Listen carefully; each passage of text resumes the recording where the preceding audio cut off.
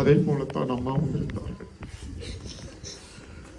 அவன் செய்தது தவறு, கண்டிப்பாக அவன் சிறைசாலைக்கு செல்ல வேண்டும் என்பதும் நமக்கு தெரியும். ஆனால் என் பிள்ளை அப்படி செய்யவில்லை, அவன் அப்படி செய்ய மாட்டான் என்று எத்தனையோ முறை போலீஸ் ஸ்டேஷனுக்கும் யாரை சந்திக்க வேண்டுமோ அவர்களை சந்தித்து ஒவ்வொரு பிள்ளைக்காக உரிமை கொண்டாடியவர்கள் அம்மா அவர்கள். அவர்கள் செய்த தியாகம் இருக்கின்ற எல்லோருக்குமே தெரியும். அக்காங்க முதல் சின்ன பிள்ளைகள் வரை எல்லோருக்குமே தெரியும். தொடக்க காலத்திலே பெட்ஷீட்லாம் இருக்காது, அவங்க சாரியை விரிச்சு போட்டு படுக்க வைப்பாங்க. யாராவது காய்ச்சலாக படுத்து கிடக்கும் அப்படின்னா மிட் நைட் எந்திரிச்சு டீ போட்டு பிஸ்கட் கொடுத்து அப்படிப்பட்ட ஒரு தாய் உள்ளம் என்று நாங்கள் எல்லாம் அழுவதை பார்த்து உறங்கி கொண்டிருக்கின்றது என்பதை நினைக்கும் போது ஆச்சரியமாக இருக்கிறது. இப்படி பார்த்ததில்லை. நாங்கள் சின்ன ஒரு காய்ச்சல் வந்தால் கூட தாங்கிக்க மாட்டாங்க.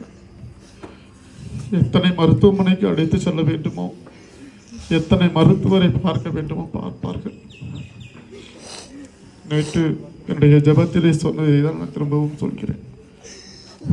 ஒரு நாள் கூட எந்த பிள்ளையுமே நாங்கள் கவர்மெண்ட் ஆஸ்பத்திரிக்கு அம்மா கொண்டு போனது கிடையாது.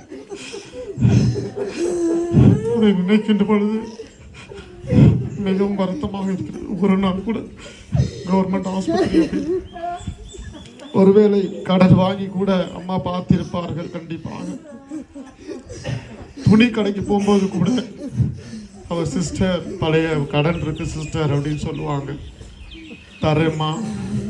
இப்ப கடையில் போனா கூட எவ்வளவு கடன் இருக்கும் என்பது எனக்கு தெரியும். ஆனால் பிள்ளைகளுக்காக பல தியாகம் செய்திருக்கிறார்கள் அம்மாவுக்காக.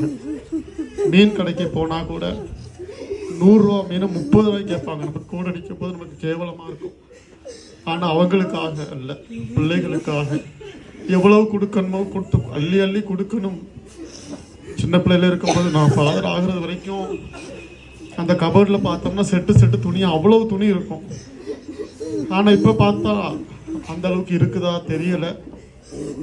அந்த அளவிற்கு குழந்தைகளுக்காக செய்யணும் என்று இறுதி மூச்சு வரை ஆஸ்பத்திரியில் ஹோலி கிராஸில் இருக்கும்போது கூட பிள்ளைங்க சாப்பிட்டாங்களா என்ன ஏதுன்னு கூட கேட்டாங்க.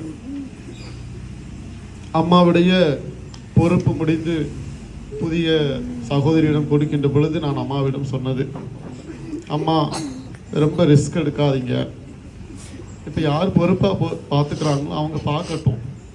சாப்பாட்டுக்கு ஆளை பிடிக்கணுமா, இல்லை அசனம் போடணுமா, எதுவாக இருந்தாலும் அவங்க பார்த்துக்குவாங்கம்மா, விடுங்கம்மா அப்படின்னு. ஆனால் அவர்களால் முடியாது. ஆஸ்பத்திரியில் ஹோலி கிராஸ் வந்து டாக்டர் என்று சொல்கிறாரு, நீங்கள் சீக்கிரம் குணமாக்குங்கன்னு சொல்கிறீங்க. அவங்க வந்து திரும்பவும் பிள்ளைங்களோடு இருந்து அவங்களுக்கு பணி செய்யணும்னு ஆசை அப்படிங்கிறதையும் அவங்க சொல்கிறாங்க. அந்த நேரத்தில் கூட பிள்ளைங்களோடு இருக்கணும் அப்படின்னு ஆசைப்பட்டவங்க தான் அம்மா. அம்மாவை பற்றி சொல்லணும்னா சொல்லிகிட்டே போகலாம். ஆன்மீக காரியங்களிலே எங்களை அதிகமாக வளர்த்தவர்கள். பூசையில் தூங்கினா கூட எத்தனை பேர் இங்கே கில்லு வாங்கியிருப்போம் அப்படின்னு எனக்கு தெரியும். நானும் வாங்கியிருக்கிறேன். அதுதான் இன்று எங்களை ஆன்மீகத்தில் உறுதியாக்கி இருக்கின்றது என்பதை நாங்கள் உறுதியாக சொல்ல முடியும். நைட்டு பூரா உட்கார்ந்து ப்ரேயர் பண்ணி பாட்டு பாட முடியுது அப்படின்னா அவர்கள் எங்களை ஆன்மீகத்தில் ஆண்டவரோடு இணைய எங்களுக்கு உறுதியாக இருந்திருக்கின்றார்கள். எப்போ பார்த்தாலும் மாதா டிவி தான் பார்க்கணும், பூசை பார்க்கணும். எப்போ நான் ஃபோன் பண்ணாலும் என்னம்மா போயிட்டுருக்கு, 11 மணிக்கு ஃபோன் பண்ணேன்னா ஆராதனை இருக்குமோனே, அப்புறம் பேசுகிறேன் 12 மணிக்கு பேசினாலும் இந்த ஆராதனை முடிய போகுது மோனே, நான் அடிக்கிறேன். இதுதான் அவர்களுடைய சொல்லாக இருக்கும்.